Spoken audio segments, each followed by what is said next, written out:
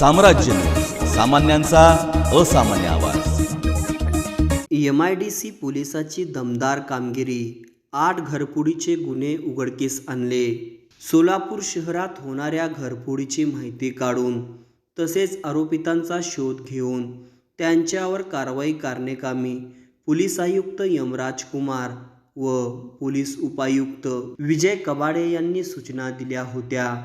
MIDC police Thane Solapur शहर हद्दीत सक्त पेट्रोलिंग करून हस्ते परहस्ते बातमीदाराच्या मदतीने घरफोड्या करणाऱ्या आरोपितांचा शोध घेऊन त्यांना ताब्यात घेऊन MIDC पोलीस ठाणे सोलापूर शहरकडील एकूण 8 गुन्हे उघडकीस आणून एकूण 3,59,050 रुपये किमतीचे सोने व रोख रक्कम जप्त हस्तगत करण्यात आली आहे. यात आरोपी नंदकुमार विजय कोकुल, शाहू सिद्धप्पा काळे याला अटक केले असून एक विधी संघर्षग्रस्त बालक ताब्यात घेतले आहे.